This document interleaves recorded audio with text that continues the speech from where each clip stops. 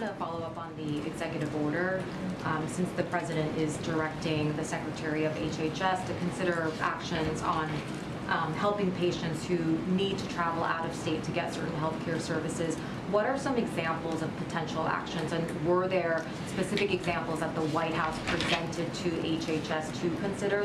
The fact sheet didn't list any examples. No, that's a good question. I can give you a little bit of the waiver details. I don't have examples. Hopefully this helps. And you tell me, MJ, and we're always happy to talk to you afterwards. So as you know, Medicaid provides comprehensive health care to women with low incomes. This care includes family planning services such as contraception, non-emergency medical transportation, and support services like targeted case management, which allows health care providers to help patients coordinate their care. And it also includes abortion care in certain circumstances as accepted by the Hyde Amendment, which is rape, incest, and life of the mother. Today's announcements and the President's directive to Secretary Becerra is to leverage Medicaid to support patient care for those living in states with abortion bans. This process will be driven again by HHS, so they will have more to share on what the Medicaid opportunity is, including through Medicaid waivers are available to states interested in supporting patient care for those who live out of state. But generally speaking, though, these opportunities will target low-income women served by Medicaid, because we were asked that question, how we were going to help women who couldn't afford abortion. So this answers this question, having the waivers, and it will cover care that is otherwise part of Medicaid's comprehensive benefit program, which include travel under Medicaid's non-emergency medical transportation benefit. They will have more of the details, but that's kind of the laydown that I can give you at this time. And just in terms of the timing of this executive order, obviously the idea of helping patients who need to travel out of states, out of whatever state they're living in now, to get abortion services, other healthcare services.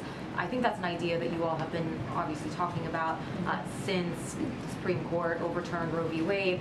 I guess why is this executive order coming out now and directing HHS to consider more actions? Presumably they would have been thinking about this already, right? Well, as you know, the last executive order that we signed, the president signed, was to create a task force. And that task force, one of the reasons it was created is so that it could be streamline our efforts here and our efforts across the agencies to come up with ideas of how to move forward and how to move the best way to really deal with this crisis that's in front of us, and also I think so. That's one part, right? The task force came together. They are putting forth ideas and ways to move forward.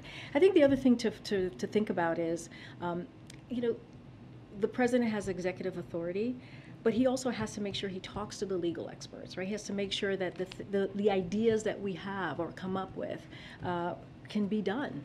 And so that's also a big part of it too. This is still, this is a government, and so there are ways, there are steps and processes that we have to take in order to take actions as big as these. And so that's something as well to take note.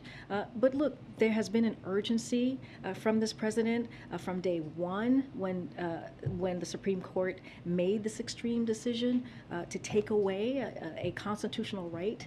It was an unconstitutional action by them, a right that was around for almost 50 years, a right that women had to make a decision on their bodies and how they want to start their families. And so the president has been very clear that he's going to do everything that he can. It doesn't stop with this, but we also understand that, he can't only be the only person working on this, right? That's why we continue to ask Congress to take action. Am I doing the math right that the 30-day report that the president asked Secretary Becerra for, that would be on Sunday? I have not done the math, so I trust you on that. I don't have anything new on the 30-day report. We're not here yet. I would have to get back to you on that.